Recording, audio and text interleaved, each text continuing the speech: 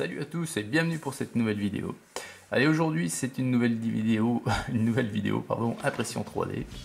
Vous l'aurez compris, c'est aujourd'hui la présentation d'un nouveau char en print 3D. Et aujourd'hui je vous présente le Renault D2. Alors une fois n'est pas coutume, je vous le présente déjà brut, sorti de l'imprimante, après le travail de nettoyage et de finition. Avant de vous le présenter terminé et peint. Donc alors ici c'est un char moyen français, Renault D2. Donc impression en 4 parties.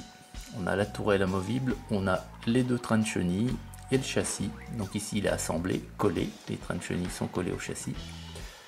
J'ai fait quelques changements et ajouts, c'est-à-dire que j'ai ôté le canon qui était bien plus épais que ça. Je l'ai ôté pourquoi? Parce que en réalité c'est un canon court de 47 mm de calibre, donc le fil de fer que j'ai rajouté colle au niveau réalisme bien plus au calibre réel.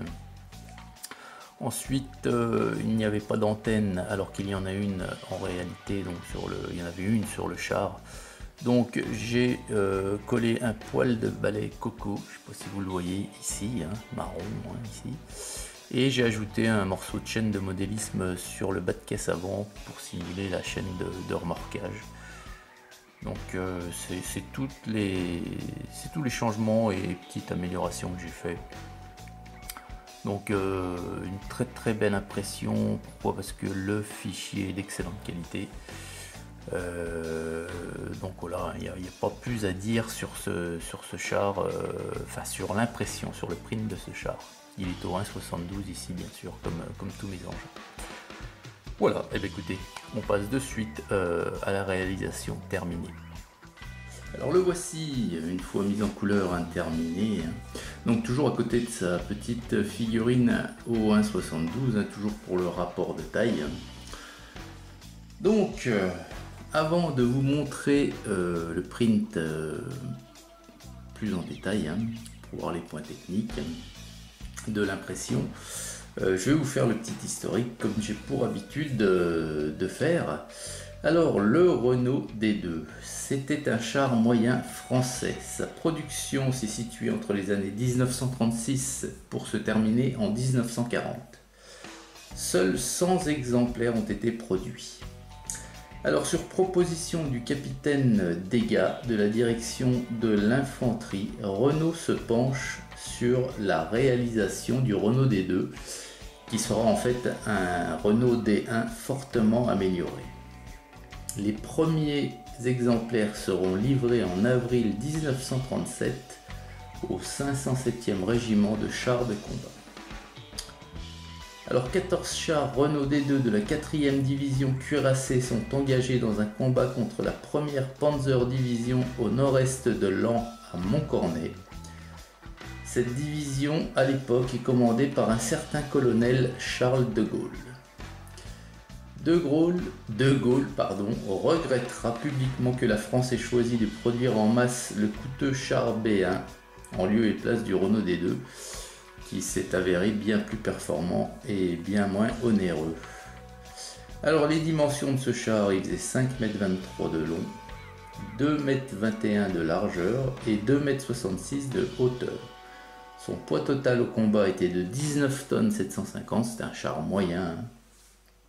Son équipage était de 3 hommes, donc le chef de char, le pilote et ce qu'on appelait à l'époque le radiotélégraphiste. Son armement principal, c'était un canon SA-34 court de 47 mm. Donc c'est pourquoi j'ai ôté le canon qui était imprimé dans le fichier original, comme je vous ai montré. Le fil de fer collant bien plus au petit calibre du canon en réalité. Ou un canon SA-35 long de 47 mm.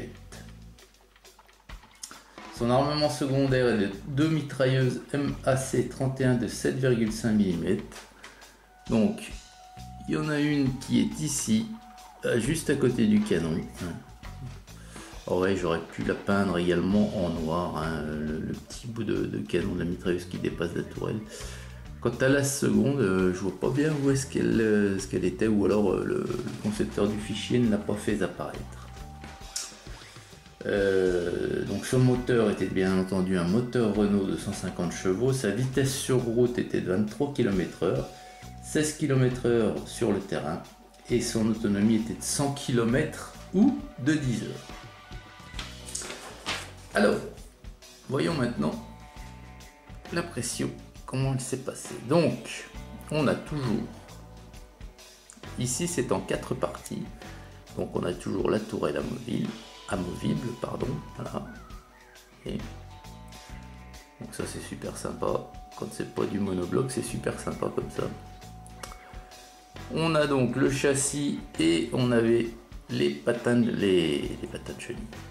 chenilles qui sont une partie indépendante également. Donc j'ai collé les trains de chenilles sur le châssis. Puis après vous mettez la tourelle qui est amovible, donc c'est super sympa. Voilà.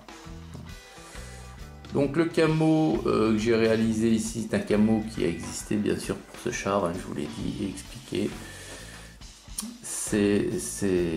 J'essaye de coller au plus près de la réalité. Donc c'est un camo sur un char de fin de production, hein, de 1940 ça. Voilà. On a la cocarde française sur la tourelle au milieu d'un cœur blanc. Voilà. Et sinon, c'est un camo 3 tons, hein, marron, vert et beige. Donc il y a un petit peu d'ancrage ici, hein, un ancrage sépia. Sépia qui n'est pas pur, hein, je l'ai dilué parce que sinon ça ombre beaucoup trop la couleur beige. Et vous arrivez à un résultat qui n'est plus du tout dans les tons du camouflage. Donc voilà, le sépia non dilué n'aurait pas d'incidence sur des couleurs un peu plus foncées comme le marron ou le vert, mais sur le beige, si vous le diluez pas, ça dénature complètement ce que vous vouliez faire. Donc vous voyez que les ajouts et remplacements que j'ai fait sont quand même bien sympas, hein. La chaîne de remorquage, hein, ici sur l'avant. Alors j'aurais pu, petite critique envers moi-même, j'aurais pu en mettre un peu plus long, qu'elle pende légèrement comme ça. Ça aurait peut-être fait encore plus sympa. Donc le canon, ça le fait parfaitement. Et le poil de balai coco, hein, vous voyez, en guise d'antenne. Donc j'ai appliqué également du pigment, vous voyez, hein, sur les bas des trains de chenilles, hein, les salissures, c'est du pigment. Voilà, j'en ai un petit peu mis sur le bas de caisse également. Voilà. Et voilà, et je suis encore extrêmement... Ah ben moi je me contente de peu, mais je suis très satisfait encore de mon petit char là, qui fait donc mon 4e char français dans ma collection. C'est le 21e au total, hein, avec les chars soviétiques, le char britannique et le char américain. Donc